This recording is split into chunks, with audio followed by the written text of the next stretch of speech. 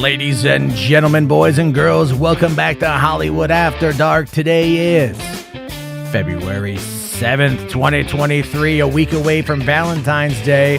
And what are you doing? Hopefully not dressing up like Black Superman and going over Black Suit Superman and going to Stone Quarry, i.e. Zack Snyder's house, to do some shit. We'll be talking about that, as well as Justin Roland, and did he destroy himself? It's an honest question. Plus a whole lot more. Hollywood After Dark, folks. Let's fucking go!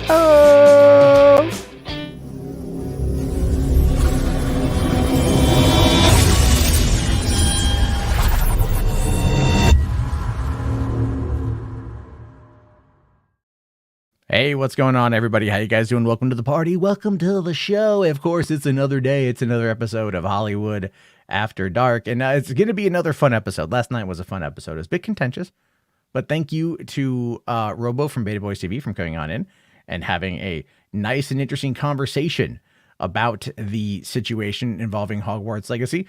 I actually watched a fair amount of gameplay of that this evening, saw some people talking about it. It's getting rave reviews. It looks like a lot of fun. I feel bad for my PlayStation 4 friends out there who have to wait until April in order to get the game. That's unfortunate. But for everyone else out there, I hope you're enjoying it. If you want to buy it, if not, and whatever, it's cool. I don't really give a shit. At this point, you know, you can do what you want to do, and that's just really quite where it's at. As for Mad Queen Danny, you are way out of line, by the way. And you're coming, I just want to say, I read your comment. I thought it was ridiculously stupid. It was ignorant. It was dumb. I'm just going to be honest with you. You tried equating it to Nazism. Godwin's law doesn't apply in this particular situation. I'm sorry. You need to understand that kind of shit. At the same time, your avatar, your name is Mad Queen Danny. So you want to talk about the character of something being bad when in Game of Thrones, the original book, Daenerys was only 13 when she was raped by Khal Drogo. So in that scene, she was 13. She was impregnated at the age of 14. And if you go back and read that chapter again at the very end of that rape scene, George R. Martin writes that she starts to be enjoying it. So, you know, if you have issues with anything, you should maybe look at the kind of crap you're representing before you're coming down my throat and trying to bring up fucking Nazism. That's all it is. I don't give a shit. Like, you be mad at me all you want. All right. As I've said, I support trans rights. I'm talking about the game as a whole. I've laid out my case. I don't need you wanting to throw down with me over this shit because I don't simply fucking care. And I'm not going to sit there and not say anything about it because I think it's ridiculous. So stop it. Enjoy the conversation or don't. That's on you. I don't care. But that's where we are. All right. You're talking about JK only. No, you're bringing up. No, I'm talking about the game only. The game that she had nothing to do with outside of the IP getting paid licensing. And you're sitting there trying to equate it to Nazism. That's not bad faith. It's not bad faith. You're the one going off in the comment section. So go back and reread what you said that. How about that? How about that? By the way, moving on here. That dude Vince, what's up, man? You got an early day tomorrow? Yeah, don't we all? School comes quick for the kids. Today's been an interesting day. My seasonal effectiveness is kicking my ass today. Nothing but just like gray, annoying ass weather.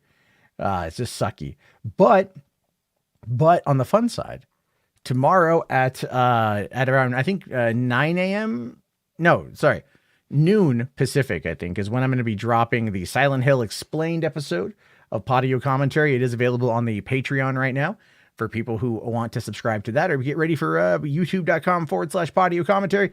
It's a fun episode. And of course, next week is what is next week? Next week is My Bloody Valentine, which I will be recording here very soon. So, all right. What's going on, Andrew? How you doing? Tony, how's it going? Reed, how's it going? Hope everyone out there's having a good day. I want to start off tonight. Let's start off tonight by making fun of someone who's an idiot. All right. Let's talk about an actual idiot, an actual try-hard individual.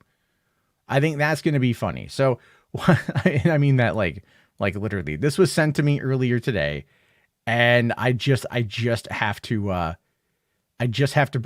talk about this, guys. I'm sorry. So we all know that there's a lot of push right now to sell the Snyderverse to Netflix. We know that on February 14th, on Valentine's Day, there's going to be a massive push by a lot of people to try to get that trend to go on Twitter and to get people to talk about this as a way to try to prompt Netflix into dropping, I don't know, an estimated $700 million, if not more, if not maybe less, to try to get the licensing rights from Warner Brothers to make and distribute Zack Snyder's Justice League 2, 3, The Batman, Wonder Woman 3, what, I don't know, Man of Steel 2, Man of Tomorrow, whatever little weird thing that these people have come up with. That's what they want. And as I broke down the other night, it's simply not going to work, because if let's just say Netflix was interested and they put up a bid, or somebody else came along and put up a bid, that would still then be produced through Warner Brothers, meaning that Warner's would still oversee the general production of the show, of the movies, whatever. And that means that people like James Gunn would be the ones who are in charge. It would not be divorced from Warner Brothers Pictures. Actually, at this point, it would be entirely under the purview of DC Studios, which now has full control and access to all of DC's properties. Even Matt Reeves' The Batman franchise and Todd Phillips' The Joker, those are still now under the purview of DC Studios that are run by Peter Safran and James Gunn. So there's simply no way for that to happen. And which is why this is funny. And maybe it's mean of me to make fun of. Maybe I'm being a little bit too dickish. I don't know. But our old pal, Mr. Skywalker the Jedi, decided that he was going to head down to Stone Quarry today and go out there and, really campaign, really just campaign for us to get Zack Snyder's Justice League sold to Netflix. This is Skywalker outside of Stone Quarry Productions, which is not Zack Snyder's house. You can tell here that this is just a city street somewhere in Los Angeles. You've got this woman over here in the corner. All right. You see the woman right there in the corner. She's clearly looking at Skywalker, wondering if he's holding a suicide vest, a bomb, something along those lines. Not sure what's going to happen, keeping her distance, worried that she might be continued, or she might be collateral damage in what could be a preemptive terrorist attack. Folks, we have no idea what was going to happen from her perspective. She's just seeing someone standing out there dressed in a black Superman costume that clearly looks like it was purchased through Party City, and what appears to be the something you would see at a 6th grade science fair, a diorama of sorts. Let's go in a little closer to take a look. For one, you got to love the determination on his face there. I see, you know what, if you really look at it, you can see the look in his eyes. You might think it's stoic, it's determined. This is boss, this is alpha. But I want you to look past that for a second. I want you to put on your X-ray specs. I want you to go in a little closer. I want you to really think about this. I want you to get in really close to his face. I want you to look right there. I want you to look into his eyes. I want you to see if you see stoicism. I want you to see if you see alpha. I want you to look. I want you to really look. You know what I see? I see sadness. I see despair. I see one last attempt to try to get Zaddy to recognize my existence, as hopes of maybe finally being accepted into the family that maybe he clearly doesn't have. But if you really look, that is absolutely the look of someone who is probably at the end of their rope on that particular side. He's crying. He's kind of crying. It's desperation. He's desperate. He looks, Tony here says he looks blazed. He probably is. Probably is. Music Mania says, I see a whiny bitch in a Superman suit. Kind of. Zachary here says, at least show up with a PowerPoint. I mean, not everyone can rock a PowerPoint in person, but folks, let's take a look here at what he brought. So this is what he,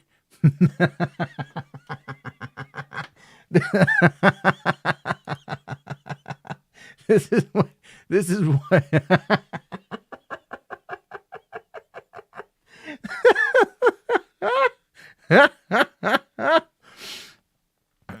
you can't even, I can't even,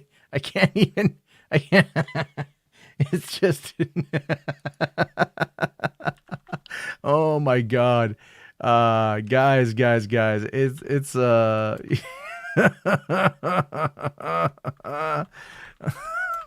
hold on a second here. Let me see if I can find something. I want to. Sorry, I shouldn't.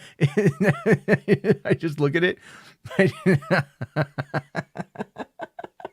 And that's all I see. Anyway, listen. Okay, sorry. Okay, so let's do a little bit of a palate cleanser here. All right. So, here's the thing, guys.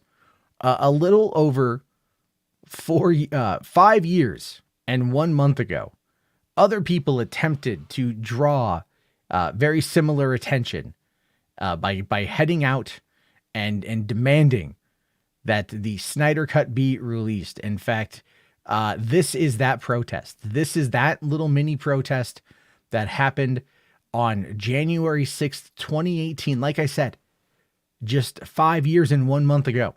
Fans gathered outside of Warner Brothers HQ to take a photo and ask them to hashtag release the Snyder Cut. Okay? And this was organized. They come dressed up as characters, a couple Wonder Womans, a Batman, Hippolyta, a Deathstroke, some random people, and they go out there. And I think the guy in the far right, it covers like Blu-ray releases and whatnot. But they did this. This being organized. This being something that was mocked at the time. But you know what? They still did it. They still wanted to go out there and they had a professional banner, professional enough looking banner that would get the attention. But now what we're looking at is something with this. And this is just, right? Serial Man is right. Yeah. If you wanted to be taken more seriously, would it have killed him to shell out some money and get his sign done at Kinko's? Exactly. Ski Walker goes out there and always likes to claim that he's got all this money. He's got all this money. He goes to the strip club all the time. He over tips when he gets Uber deliveries. He likes to brag about that. But homie can't go to fucking Kinko's and get a sign made? Come on, that ain't good. That was Red Hood, not Deathstroke. My bad. Didn't we make fun of this dumb photo? I mean, the one from back then, I did. And then I was kind of wrong. So there you go. But okay, so this is what we got. Let's take a look here. We've got Trending Day 214. What appears to be a printout hastily glued to this poster board from the 99-cent store, or now the $1.25 store. You can tell that it's hastily glued on there because it's coming off on the top left. You can start to see the bend of the image. You've got hashtag sell Zack Snyder's Justice League to Netflix at Netflix. Hashtag sell Snyderverse to Netflix. Cool. Again, standard, like 5th grade penmanship. All right. And we come down here. Rule 1, be positive. Rule 2, no negative.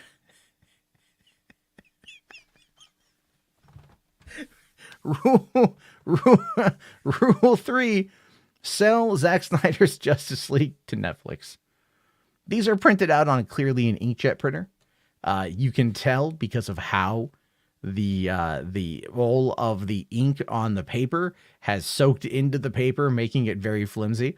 Once again, you can see the shadow of how hastily it was glued on there because or maybe it was taped.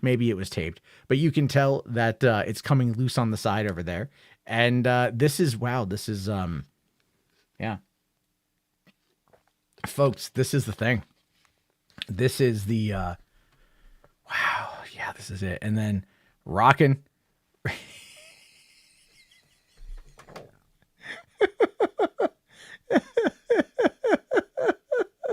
Guys, it's a onesie. The whole thing's a onesie. No wonder he's so sad. That's a onesie. You can't call that ballsy. That ain't ballsy. That isn't ballsy. What the fuck, dude? That ain't ballsy. All right. And it doesn't take balls to like put on a fucking Party City costume and walk through. It's LA, man. It's LA. It's LA to do that. It didn't take balls. It's not balls. All right. It's really not. Ralph Double Tits here says that's a good message. We need more positive people. Yeah, right. Yeah. Considering that they have no problem like backing up the whole fucking the people attacking James Gunn being a pedo. Remove the sign, it's ballsy. Yeah, there might be bulgy. Might be a little bulgy. There's definitely no hope for that. I'm sorry. But anyway, let's go back. There's more. There's more. We've got this is the image here. All right. This is the full image again, just to get it in a better light.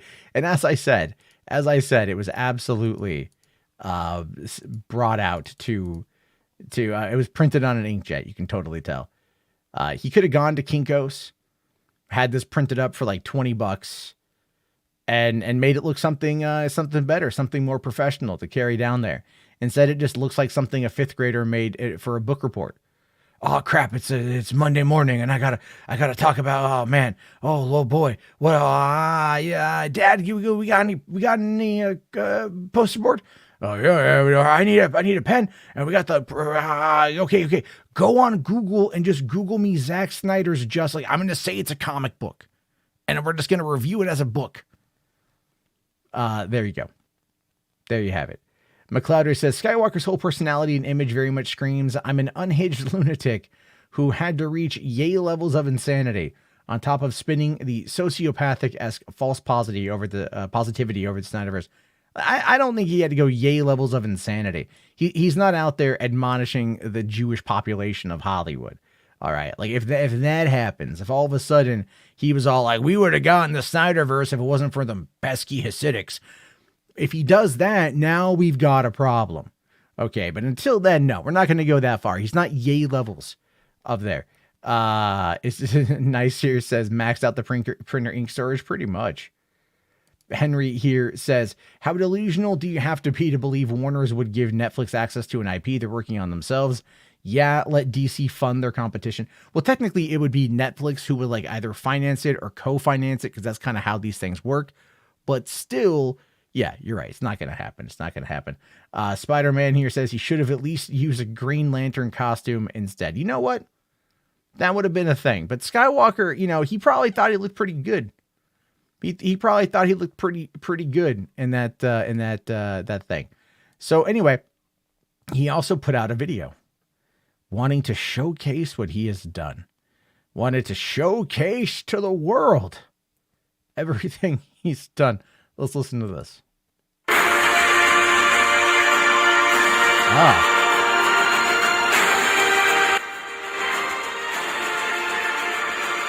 That sounds terrible.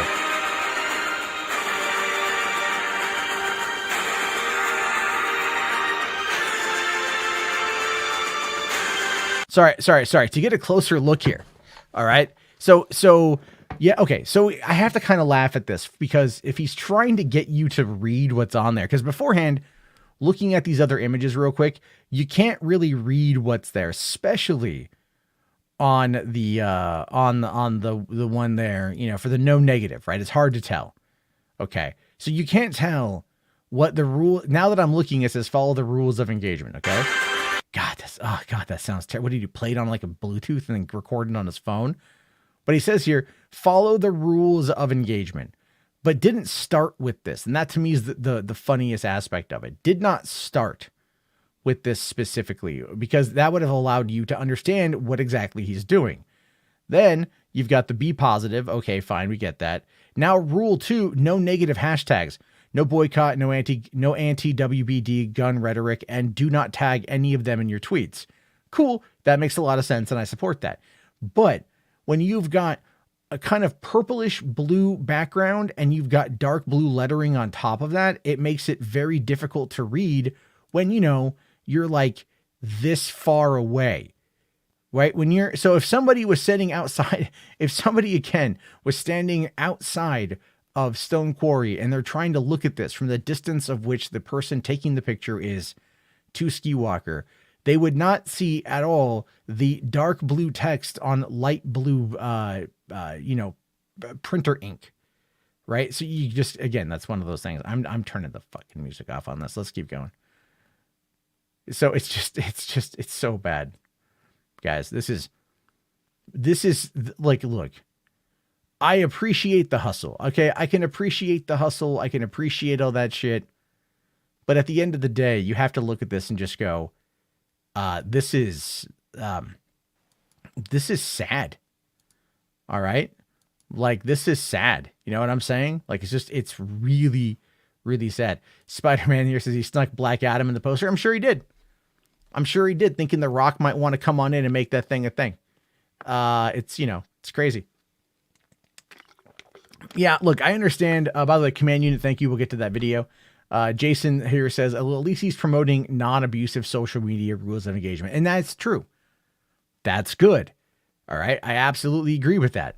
But I feel, put the hand on the shoulder. Say, stop. It's time. It's absolutely time for him to stop. Reed here says, I think he might need to go to therapy. Exactly. Spherical Man here says, how many geeks and nerds are in this movement and he couldn't have hired one of them to edit something better than this? I mean, again, like, that's the thing I don't get. Right?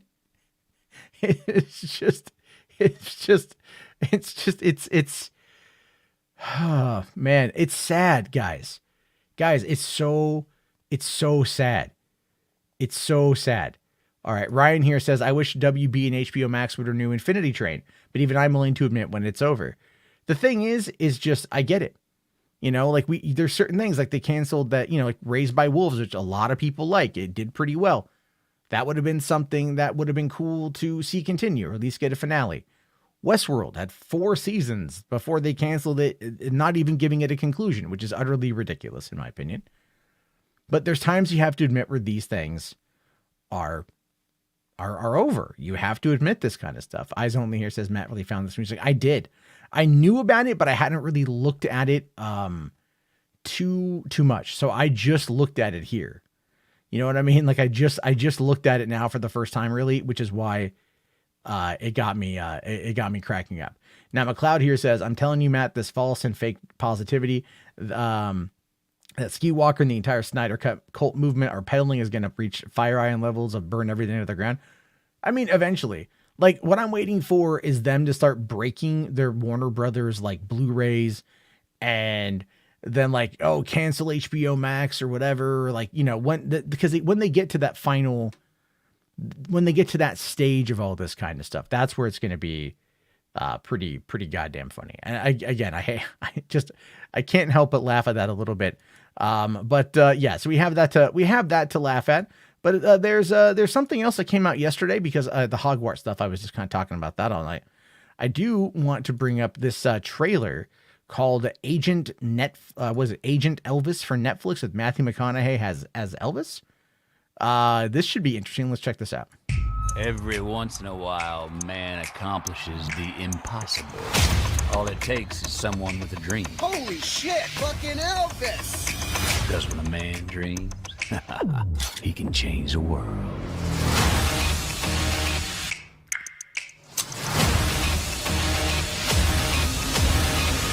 So, you think he's ready? Your training starts now. Training? Keep an eye on Elvis for me. Will do. Hey, ever heard of not trying to kill us? I was winging it. How does this pen work? That might just be a really nice pen.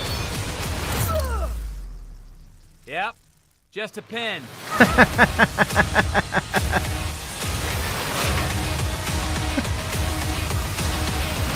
Scatter's gonna pull that trigger. God damn it, Scatter. I was gonna say if he didn't talk. Yo.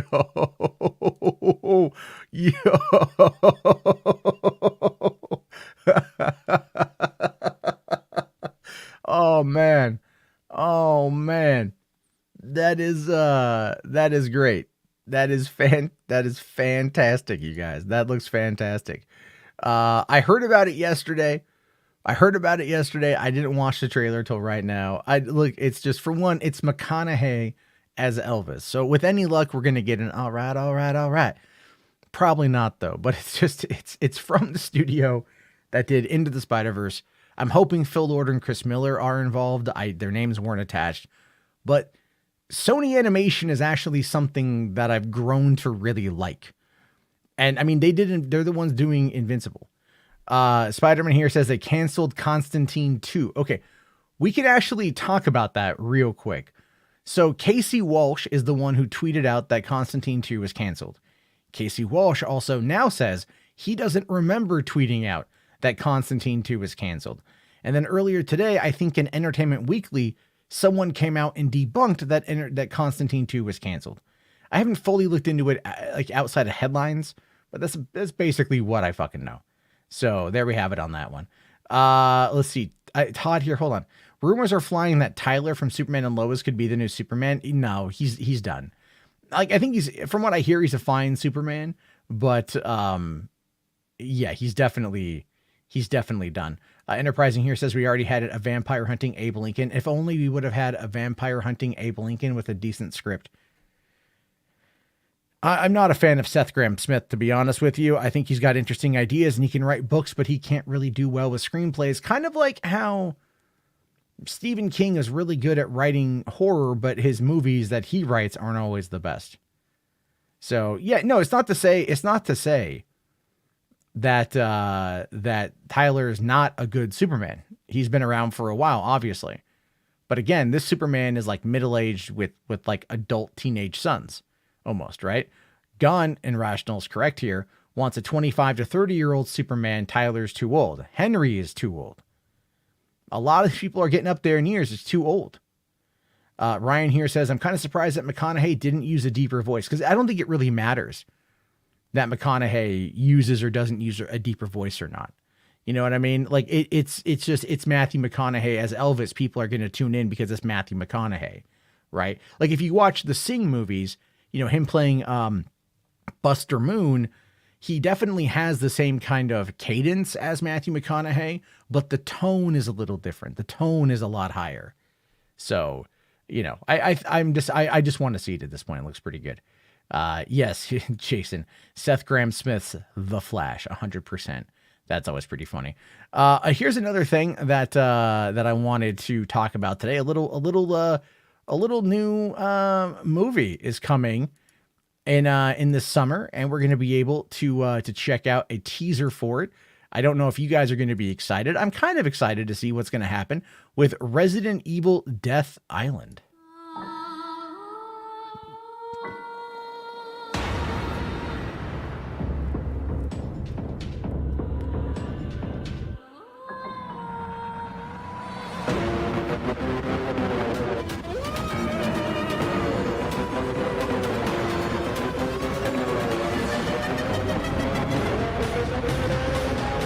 Resident Evil Death Island.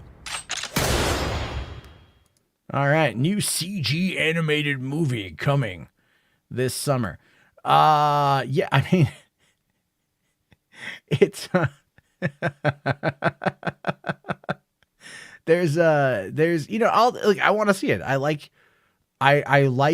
all that shit. You know, I know I do. I like all of that stuff. I think it's stupid to like it, but I like it.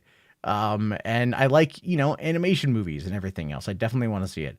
So, obviously though, it's going to be a very, interesting response from a lot of diehard fans that feel that the animation side of this stuff is not very good. We got Mad Queen Danny, member chat for a month. Thank you for being a member for a month. Even if we don't agree, Hollywood After Dark, fire, drag, is that what I can't tell? Oh, dragon face emoji. Thank you. I know. I'm not trying to fight, but it's like, you know, I don't want to fight, but thank you very much. I really appreciate it. I do really appreciate that. Thank you. What exactly is MILF Manor, Andrew? I saw Leon Lush did a video about it, but I didn't look at it. So, Jason here says, I love how he voiced the title. I flash back to playing Resident Evil Director's Cut on the PS1. It sounded pretty good, yeah. We'll have to wait and see how that stuff goes, how that stuff kind of plays out. I mean, personally, like, I enjoy those kind of stupid ass movies. You know, that's just me. But what's the other thing here I want to show? Because there's kind of going through some stuff really quick before we get to the Justin Roiland stuff. But, oh yeah, by the way, today, Lego has revealed their 6,000 plus piece Lord of the Rings Rivendell set. I just want to say, God damn, this thing looks great. But I tell you this, as much as I would love it, I don't want it. Couple reasons. One, 6,000 pieces with a 5-year-old and a 3-year-old gives me nothing but just absolute anxiety. Like, for example, yesterday I was working on my laptop in bed. I took out my little Bluetooth mouse dongle, set it down next to me, then all of a sudden couldn't find it. Tried finding it all last night, this morning, couldn't find it. Somehow I find it this morning or this afternoon underneath my couch in the next room. Turns out my 5-year-old took it because she likes to collect her little pieces and parts, put it in a bag with her other stuff, and then dumped it out in the living room, and it fell underneath the couch. That's why I have anxiety looking at this. But also, just look at these pieces here. I mean, dope. Dope. Dope, dope, dope. It just looks... It's cool, man. It just hey, there's Bilbo and Frodo, baby. Hell yeah. Hell yeah. Oh, you got the council. Oh, look at that. Look at that shit right there. Like that, that to me is I think like worth it to one day own, but just not right now. Just not right now. Jess here says my nephew is getting it. I mean, that's insane. That's a lot. You know, let's see here. Wait, Star Wars Visions and Wallace and Gromit are happening. Wow. I didn't hear about that. That's cool. I haven't seen anyone talk about that though, but, yeah. All right. Where are we? But that looks pretty cool. I'm looking forward to more on that one there. Also another little thing popped up today. This is kind of interesting. Andy Samberg is going to be, doing another rom-com called 42.6. Which is a new rom-com directed by Craig Gillespie. What did Craig Gillespie do? What did he direct?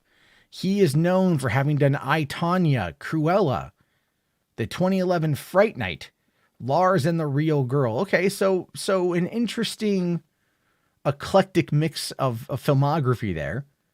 However, this movie is about a young man who is cryogenically frozen, wakes up 42.6 years later, and decides to find his now much older ex-girlfriend, played by Jean Smart, who, by the way, I love Jean Smart.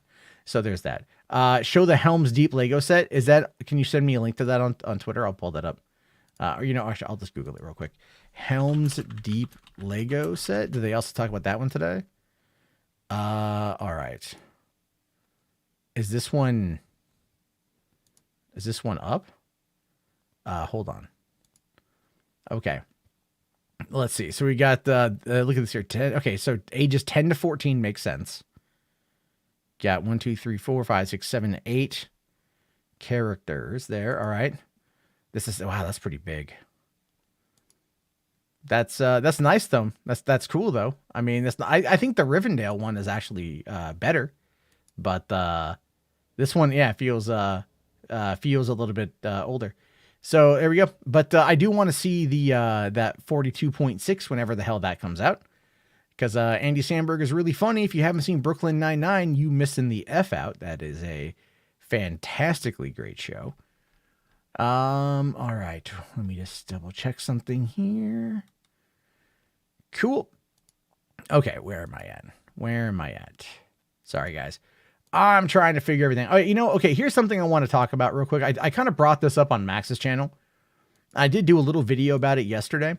So AMC is changing the way that they're doing their seating, their pricing for seating. And as a lot of people really upset about this. And I'm telling you, I have a different take. I don't think it is that bad of a plan for them.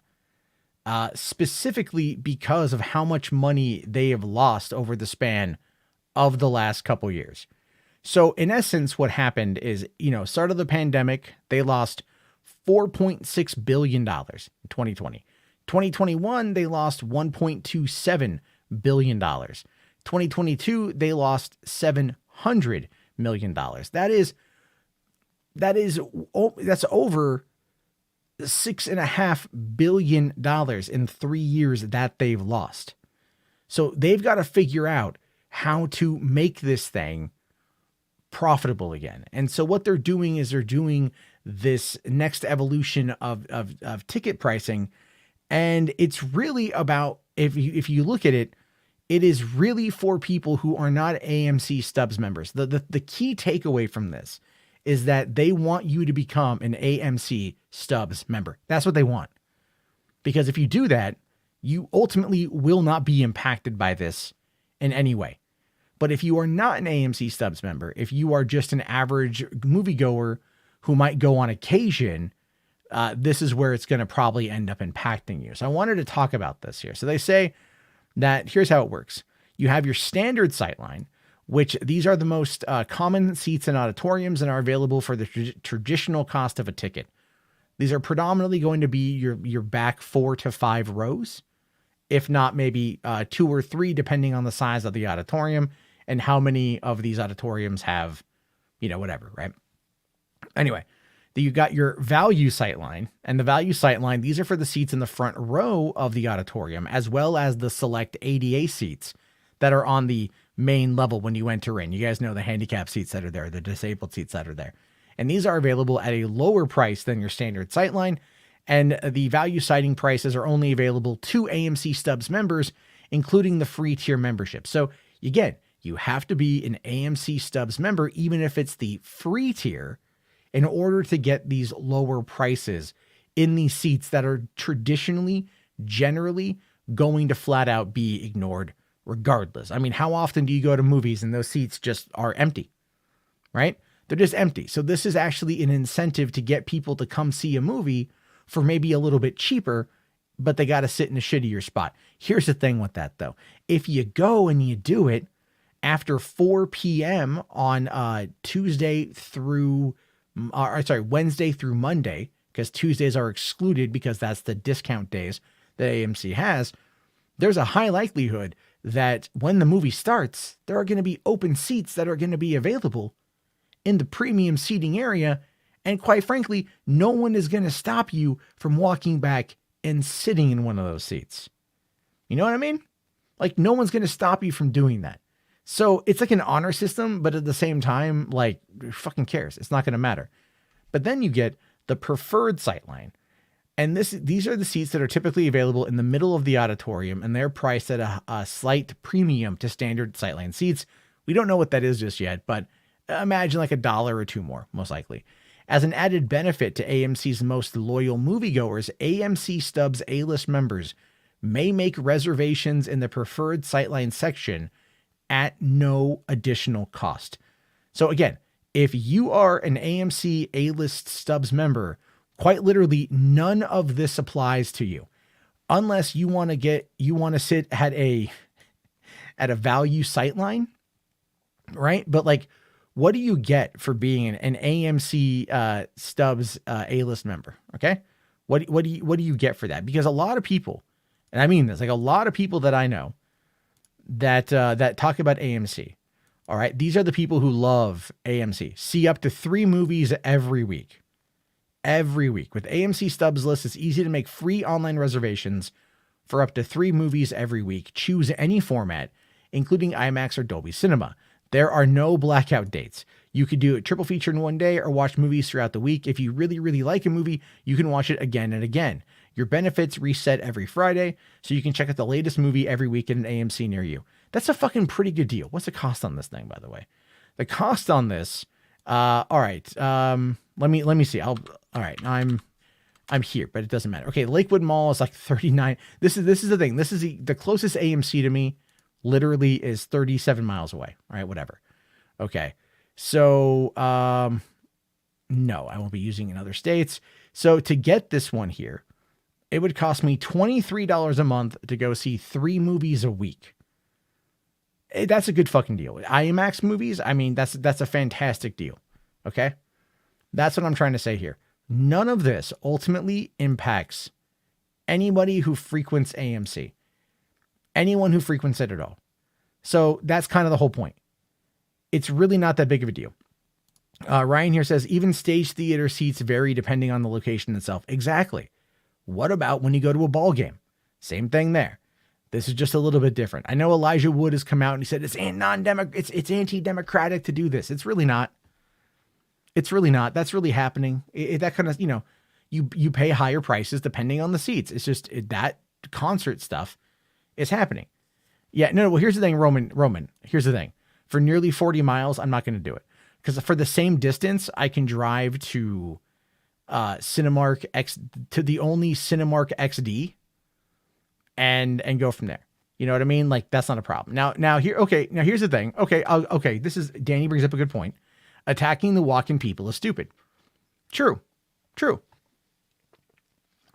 It is, but it's also, in this particular case, it's not really attacking the walk-in people, because the high likelihood of there being available seats are pretty high. There really is. I mean, especially on a new movie. They're going to put it in many, many, many auditoriums. It's not going to be hard to get something. And like I said before, if there's not a full theater, people are just going to move to the seats they want to sit in anyway. So it's really not like that much of an issue. It's really not that much of an issue. Nice FN model here says Cinemark forever and always. I do love Cinemark. Yeah, I really do. Andrew here says there's no democracy in seat picking. I mean, the democratic part of it is like it's first come, first serve is essentially what it is. I don't even know. Let's see here. Eyes Only says you tripped me out when you were laughing. I fell asleep and wake up and you were still laughing. Hey man, I laugh a lot. Henry here says most people don't watch 3 movies a week. They watch like 5 movies a year. I mean, yeah, most people. That's true. But again, like Cinemark has been able to take the A-list Stubs membership and turn it into something profitable. And that's what they're working on. Rational here says no one does walk-in anymore to the theaters I've been in. Rarely do I see walk-in at this point. Everyone pre-orders it or does their stuff. They walk in, they buy a ticket or whatever. But yeah, most people I know they buy tickets ahead of time. Jess here says we are all just tired of companies gouging us, which is 100% accurate, Jess. You're right. But again, if you're an AMC Subs member, which is what they're kind of pushing people to do, it's the same. I mean, I don't like, well, there was the thing tonight. I don't want to get too political, but there was the, State of the Union address, which I watched tonight. And the State of the Union, he talked about the junk fee bill, right? Trying to like stop these companies from like charging you surcharges for all this shit. Predominantly talking about like, airlines and things and like resorts and whatever with like hidden fees. But I think that could absolutely apply in credit card overdrafts and credit card late fees and banking overdraft fees and things like that. And I think it could apply to things like this as well. So, there you go. But okay, Danny here says, I don't like this at all. I see a lot of walking people at my mall. But then Jason makes a good point. Reserve seating was already an attack on walk-ins, right? With reserve seating, you can't just go where you want to if you go to the theater only. I mean, yeah. There you go. Rational here says, one Regal theater I know doesn't have reserve seating, only for RPX. And, and that might be a week by week thing. Or a theater by theater thing. Like that's kind of it. Ryan here says, people either arrive early on time or don't come at all. Oh yeah. Dude, when I worked at the drive-in, we would on a summer night, we would have 2,000 cars trying to get in. And we would get them all in. And again, like we had select seating, select parking, I should say, for vehicles of a certain height. And my job was to monitor to walk the parking lot and to move people to where they needed to be. Believe me when I say, the people who get there late and demand a good spot on a busy ass night, yeah, that happens more often than you fucking think. And I tell them just come back because spots will open up. That's what it is. It's like people, yeah, they should either arrive early or don't come at all. Like, I mean, when I saw Avatar, we were like 30 minutes late. We missed the first 12 minutes of the movie, and I was trying to talk my dad into going to see it in Cinemark XD again. I don't think he wants to. He's made, he hasn't really shown an interest in it, I should say. But I want to go one more time before, what's it called? Ant-Man comes out. So, I might just take a night and do that myself. Rational here says, I hate it when you do a reserved seat and the person in your seat won't move. Oh, dude. The first time I bought reserved seats was for The Force Awakens at a premium format theater. And there were people in our seats. I'd spent like $100 on tickets. There were people in our seats. And it turns out that they had missed their screening. And so the manager just gave them our seats. right? Like he gave them our seats, like flat out. And so what he ended up doing, he ended up refunding all of my money and giving us tickets to another show. But yeah, no. Like at that point, because I'd bought my tickets days in advance. At this particular point in time, no, fuck that. Right? Like if I go and I get a reserved seating and that shit is gone when I get there, like I will have words. I will make a scene. I will Karen the fuck out of that shit, because that is your mistake, is not my problem.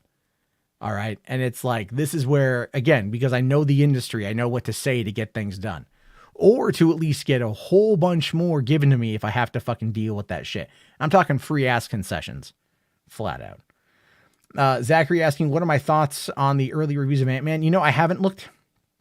I saw that they're mixed. I haven't really looked yet. I don't really care.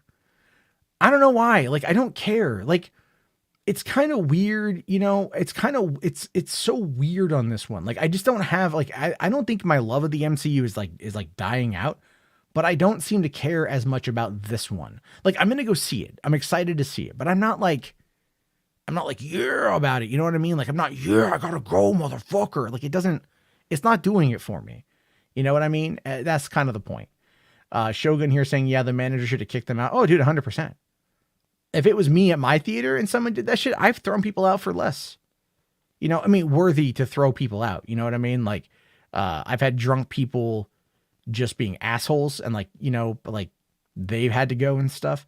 But really what it boils down to is, like, if someone pays and they have tickets and someone else is sitting in that seat and everything else is full, yeah, we have to figure this thing out. Now, this was also almost, this is over 7 years ago.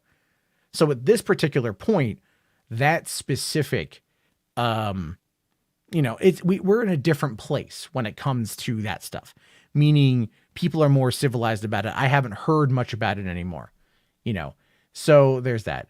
Why did the manager give my seats away? Because the couple had been there. They had tried to go see it, I think, the day before at that particular time, and there was something, they missed it. And so they talked to the manager, and the manager gave them their seats that they had for our showing. Never mind, it was like 4 days before our showing, I had gone and bought our tickets.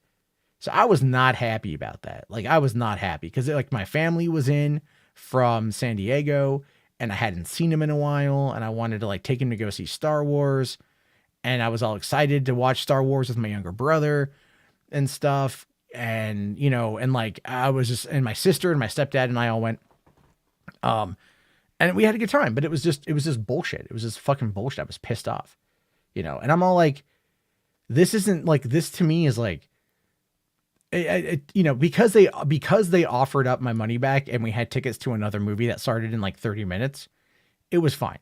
And everyone I was with didn't seem to care. Like, they're like, all right, fine, we're still going to see the movie. You get to keep your money. I bought everybody snacks and stuff. Right. So, it still was a fun experience and everything. And then when The Last Jedi came out 2 years later, they came up again and I bought them tickets. I bought tickets for again. And I took him to go see it. And this time we saw it in the premium format at that theater. We went to that theater and I got our tickets and whatnot. And even though I didn't like The Last Jedi, I still wanted to go spend time with my family. So that's why, I had just had my kid, my first daughter, 2 weeks earlier. And I went down there for a family event. And then we went to go see the movie. And then I drove my ass back home. So it was a good time. Shogun here says they haven't done a good job as to why Kang is doing what he's doing. Did they say that in Loki? Well, this isn't the Kang. That the Loki didn't have the Loki was He Who Remains. It was like the final. It was like it was a variant of Kang, but it wasn't this Kang. And so now we're gonna find out more about that. I just don't know what that is just yet. Hopefully, it's gonna be some good shit. And I'm hoping it's good because I love Loki. I love Loki. And if this ties right into Loki, then that's one of the reasons why I want to see it.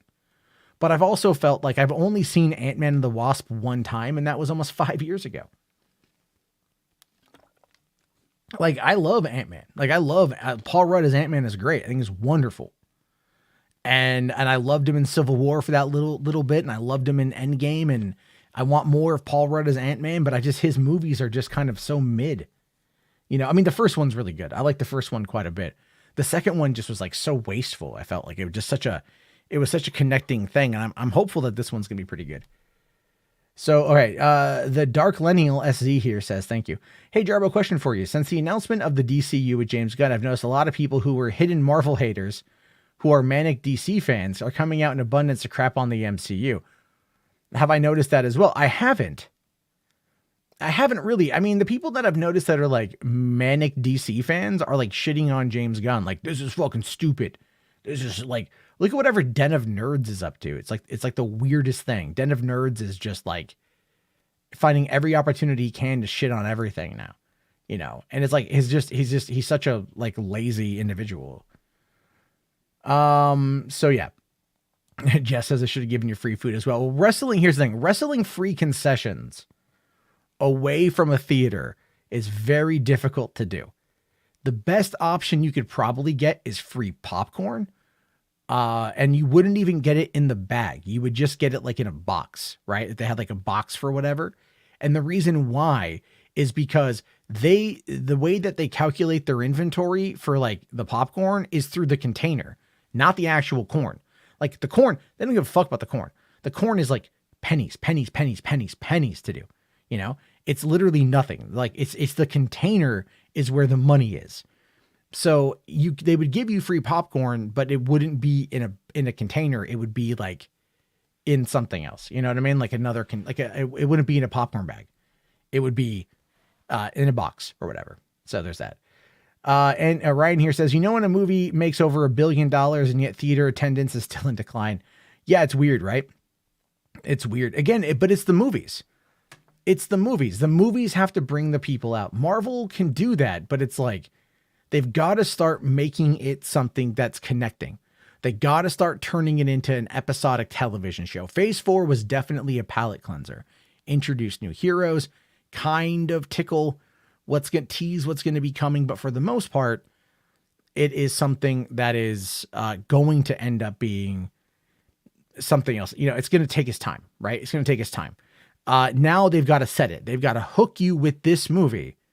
And not just with the post-credit scenes, but they got to hook you with this movie on what Kang's plan is in order to set everything up to the Kang Dynasty in 2025 and then Secret Wars in 2026. They have got to do that. And if they don't do that, and you know, and that's where like some of the early reactions to this have been talking about that a little bit. And that's where things are going to be on the interesting side. Let's see here. Spider-Man here says Den of Nerds leaked the DC slate room. I mean, it doesn't surprise me if he did. Josh is just kind of whatever at this point. Let's see here. Rational says the day Matt opens up his own chain of theaters, I would love to own a theater. I would love to. I don't even need to own a chain. I just need to own one. It could be a single screen auditorium. It could be a single screen theater where I would get a program, a cool mix of movies and everything else. And I would do everything in my power to like work with local filmmakers if they wanted to like four-wall a movie or have like a midnight showing of something. I would do whatever I could to make it accessible for them, because I just know that is something that every filmmaker, every young indie filmmaker wants more than anything, is to see their shit on the big screen. And I would support that. I would 100% support that. So I would love to do that. I would love to do that. So we'll have to wait. I mean, who knows if it will ever happen? I don't know if it will. But we have that one. All right. So Spherical Man says, if you had your own theater, how often would you run in search of? At least once a month. Well, okay, maybe not once a month. It would have to be probably like maybe like, you know, once every few months, like a midnight show or something, you know, or like maybe once on April Fool's Day or whatever the fuck it is, you know, because it's not like the best movie on the planet. So, you know, like I don't think there would be this demand to watch it all the time. It wouldn't be like The Room, where, you know, you can find the little Easter eggs and shit. It's like, that's not going to happen. And probably like once a year.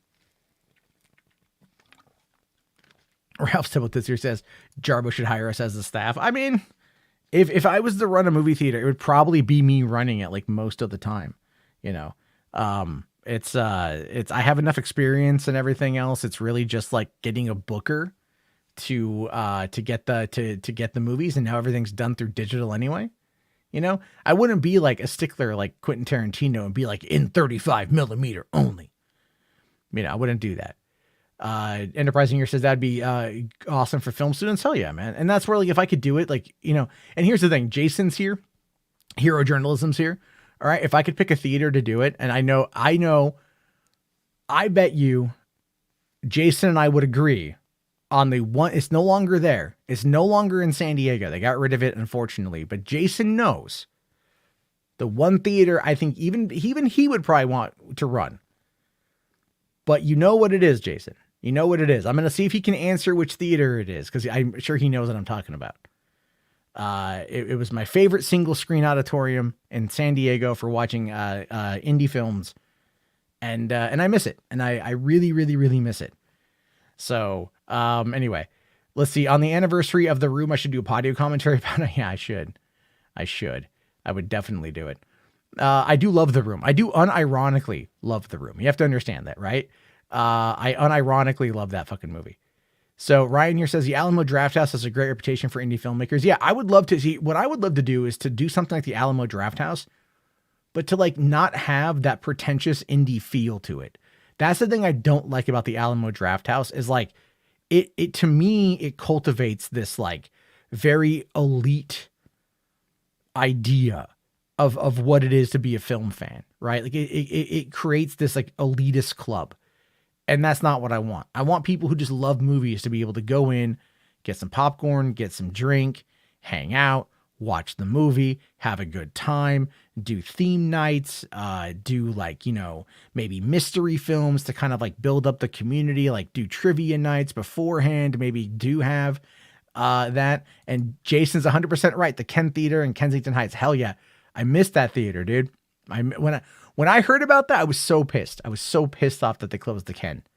I was so pissed that they closed that goddamn theater, dude. I love that theater. I saw fucking Night Watch there. I saw Fido there. I think it was Adrian. Adrian and I, and you know, we went to go see this old like 70s. What is it? Adrian guy. It's his wife, Sarah, right? Sarah. I don't know why I'm blanking on her name, but like it was Adrian and Sarah and no, it wasn't Sarah. This is when Adrian was still with his ex. We went to go see a showing of a 3D porno there, actually, on Valentine's Day 2009. So that was like 14 years ago. And we went, and that was right when I first started dating my girlfriend. So we went to that, and then we also did a midnight show of like Big Lebowski there and everything. And I love that goddamn theater. I love that theater. Let's see. Rational here says Matt Cedar will have a clue with all the different endings. Goddamn right.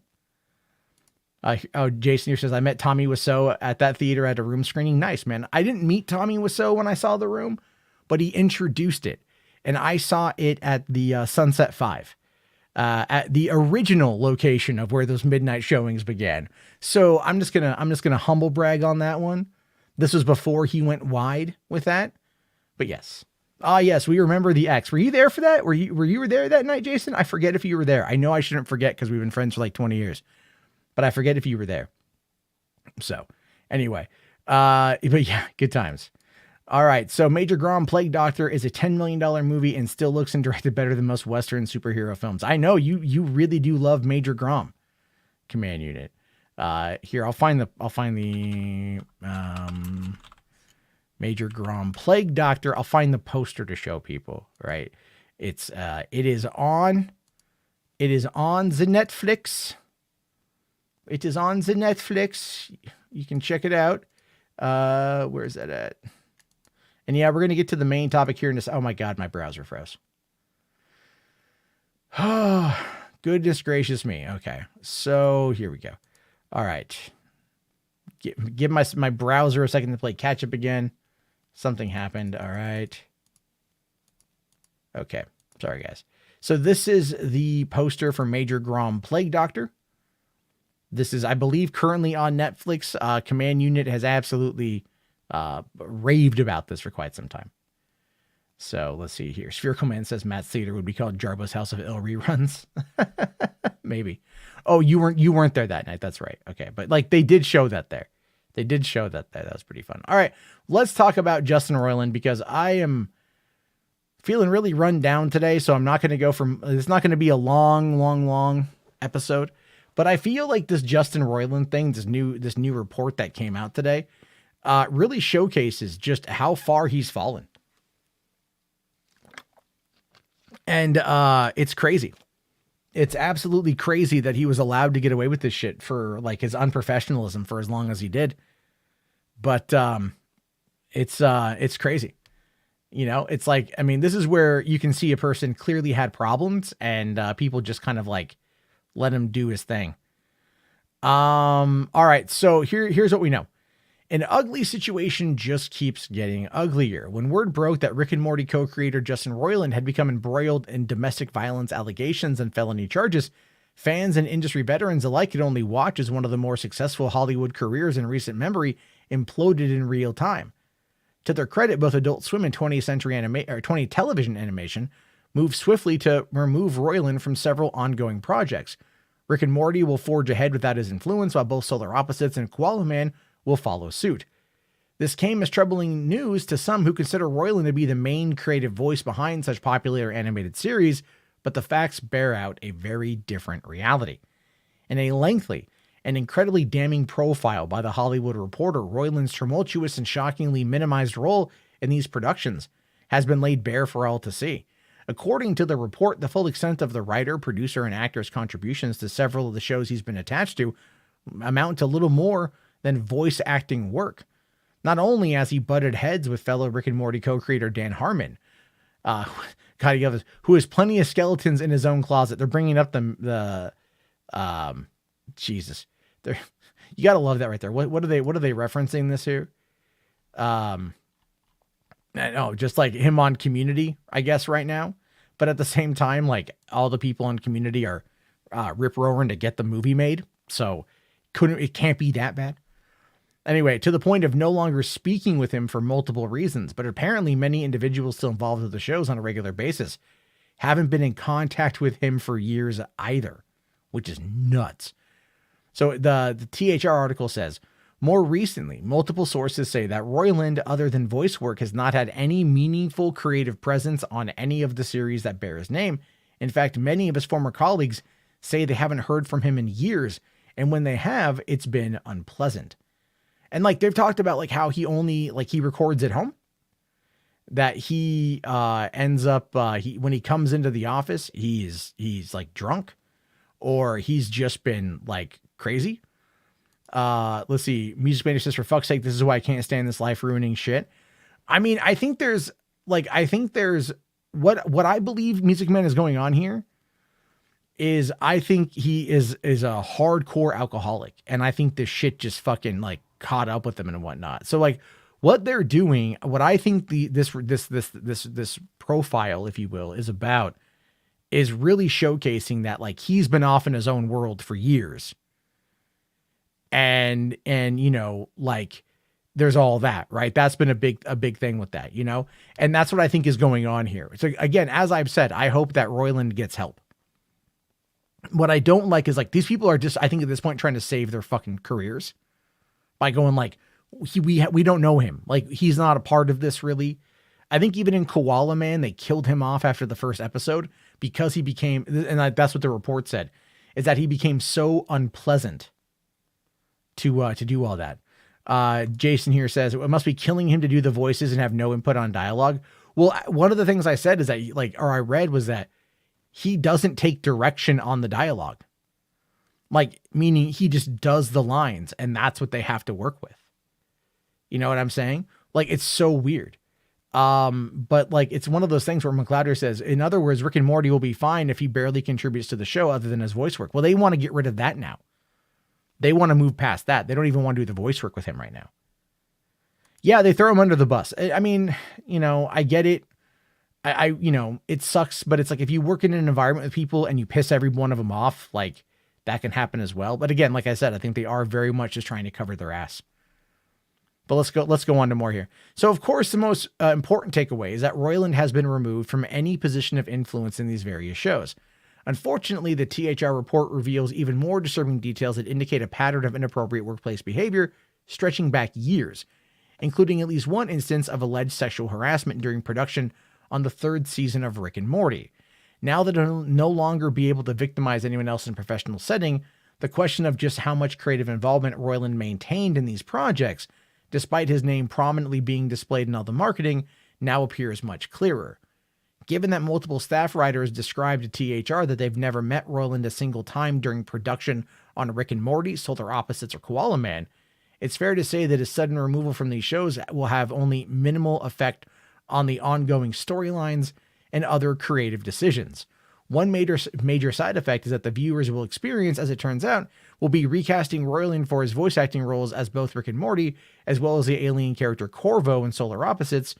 When the smoke finally clears, one of the most rapidly rising names in the animation business will have nobody to blame but himself for his stunning fall from grace.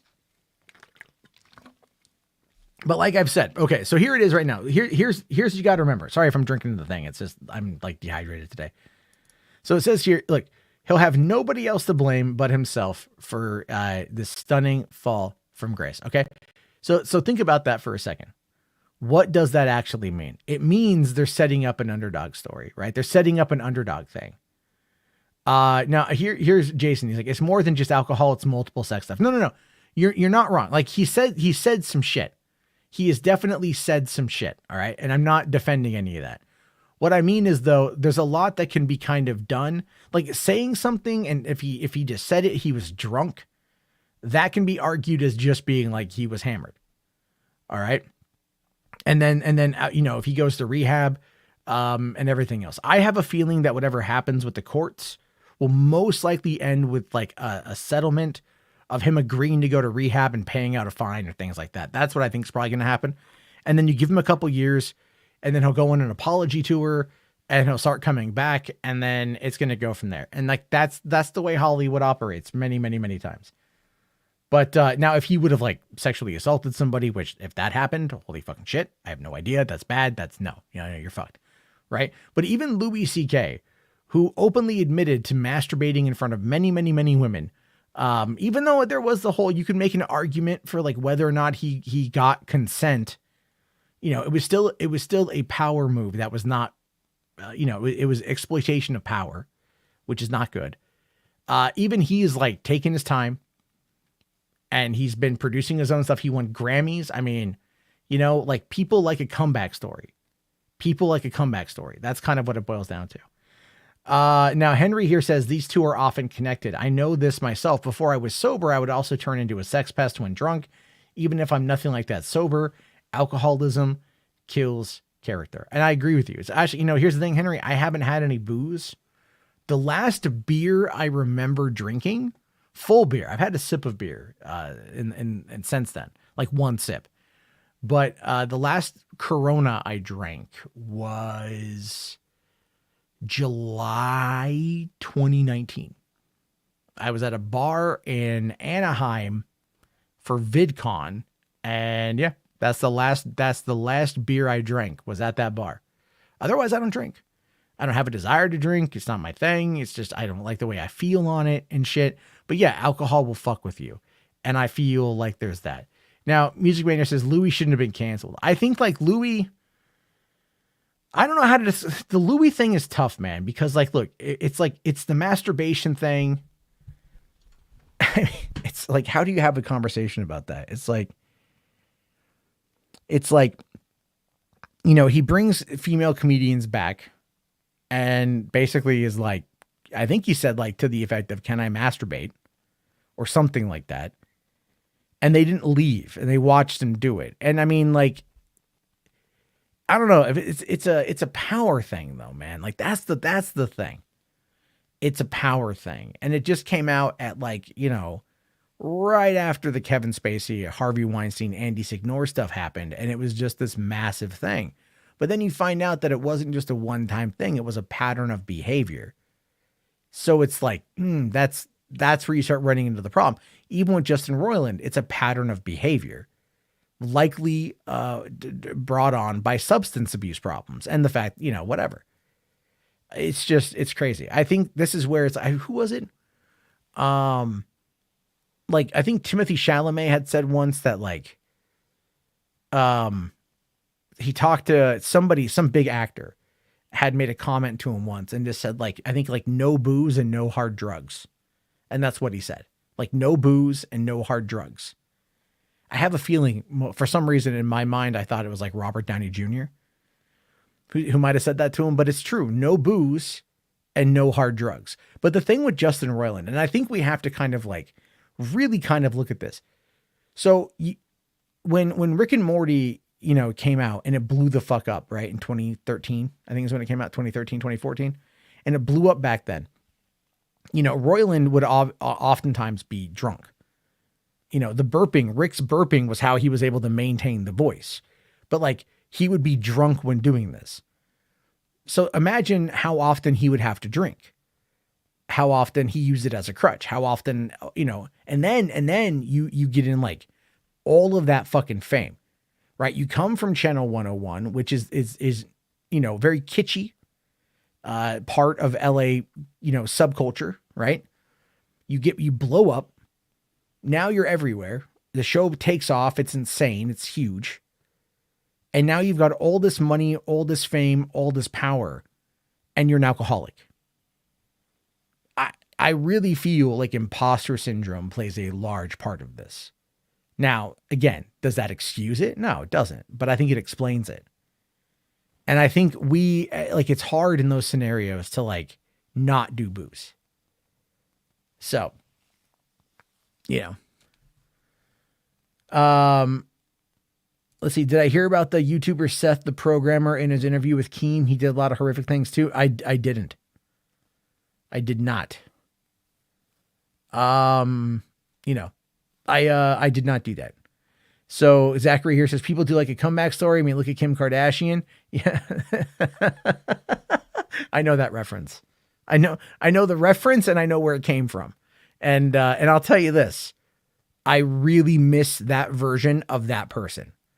And I feel like ever since that person became a born again Christian, that old character went away.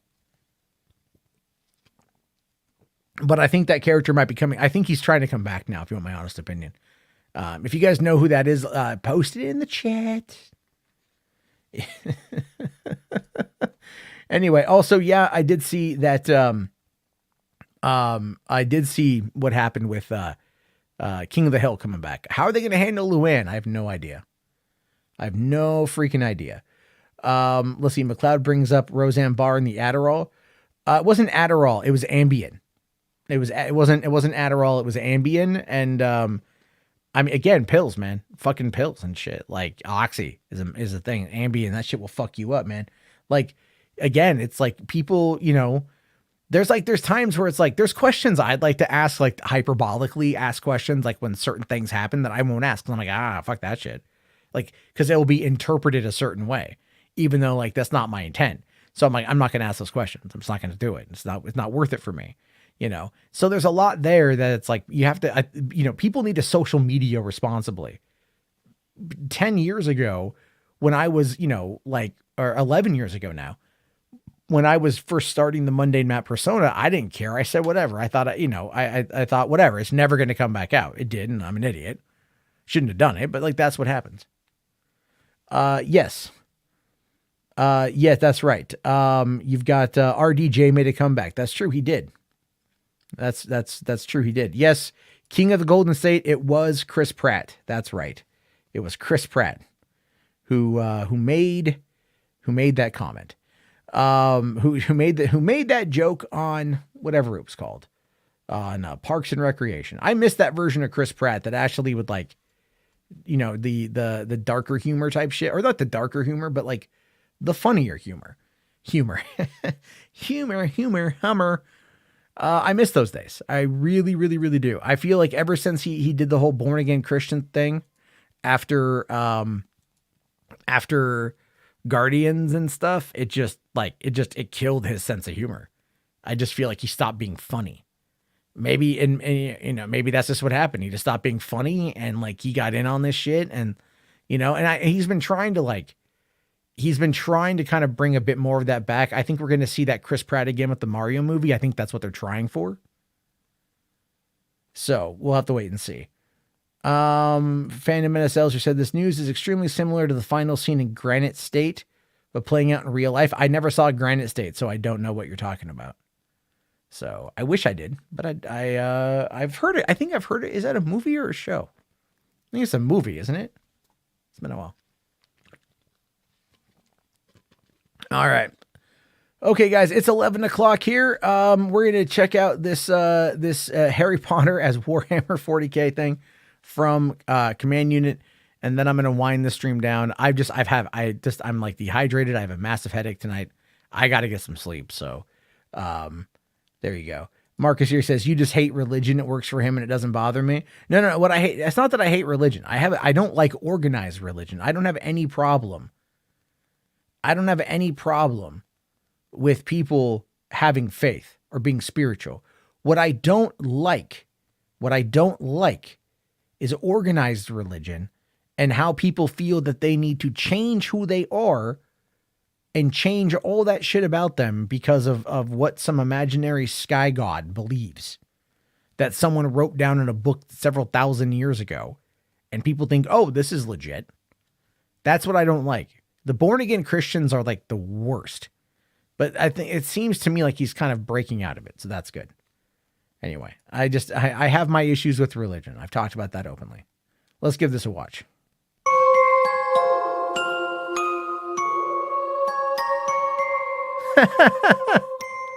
I thought, wait, real quick, hold on. I want to go back to this one. Like, at first, okay, this looks like Daniel Radcliffe, but it also looks like Henry Cavill, which is kind of what I saw with that, but that's kind of funny. Anyway.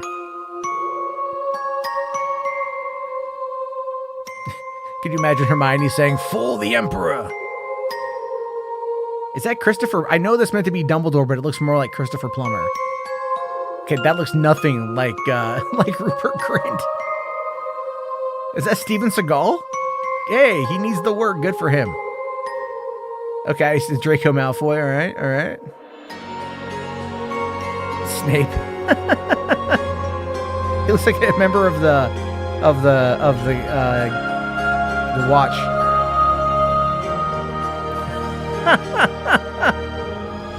Dobby. Ah, McGonagall. Holy crap. Lucian Malfoy. All right. Looks like a little bit like Mads Mikkelsen.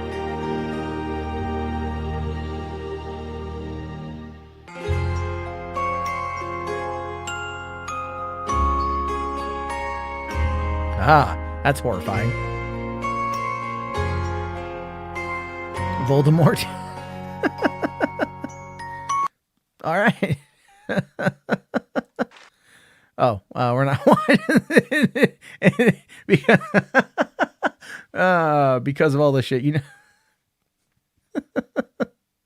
The Snape one looked pretty good. Yeah, the Snape one looked pretty good. So, McLeod here says the secularism is one thing, but the theocracy of born again evangelicals, Catholics, etc. is another. Yeah, that's true. It's very true. But yeah, guys, on that note, we can check this one out a little bit later. These are pretty funny, but I like to save them. I have a headache tonight and I just need to I got to get some sleep. So that's all it is. But anyway, everybody, I appreciate you. Thank you very much for hanging out. I'll talk to you guys all later. See you tomorrow. Have yourself a good one and good night, everybody.